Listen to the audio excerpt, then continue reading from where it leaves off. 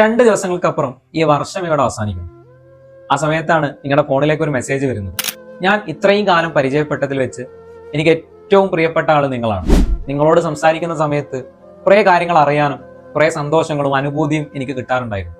പക്ഷെ എന്തൊക്കെയോ കാരണങ്ങളാൽ അത് പതിയെ പതിയെ നിന്നുപോയി എന്ന് പറഞ്ഞൊരു മെസ്സേജ് വരുന്നു എന്ന് സങ്കല്പിച്ചു നോക്കും. ഒരുപക്ഷെ നിങ്ങളുടെ മനസ്സിലേക്ക് ഇത് കേൾക്കുമ്പോൾ വരുന്നത് അങ്ങനെ ഒരാളില്ല എന്നായിരിക്കാം. എന്തുകൊണ്ടില്ല? എന്റെയും നിങ്ങളുടെയും കോൺടാക്ട് ലിസ്റ്റുകൾ എടുത്ത് പരിശോധിക്കുമ്പോൾ ആയിരക്കണക്കിന് കോൺടാക്റ്റുകൾ ഉണ്ടാകാം. അതിൽ ഞാനും നിങ്ങളുമൊക്കെ ഒരുപാട് പേരുമായിട്ട് ഒരുപാട് സമയം പങ്കുവച്ചവരായിരിക്കും. പഠിക്കുന്ന സമയത്ത്, ജോലി ചെയ്യുന്ന സമയത്ത് നമ്മളെ ഏറ്റവും പ്രിയപ്പെട്ടെന്ന് കരുതിയവരായിരിക്കും ഒരുപാട് ആളുകൾ. പക്ഷെ ചില തിരക്കുകൾ കാരണം പതിയെ പതിയെ നമ്മൾ അവരെ മറന്നുപോയി. ഒരുപക്ഷെ നമ്മുടെ തിരക്കായിരിക്കാം കാരണം. അവരെ ഒന്ന് നമുക്ക് തിരിച്ചൊന്ന് മെസ്സേജ് അയച്ചൂടെ, വിളിച്ചൂടെ? അപ്പോൾ നമ്മൾ ചിന്തിക്കുന്നത്, ഞാൻ എന്തിനാദ്യം അയക്കണം, അല്ലെങ്കിൽ ഞാൻ എന്തിനാദ്യം വിളിക്കണം, അയാൾക്ക് എന്നെ വിളിച്ചൂടെ എന്ന് ചിന്തിക്കാം.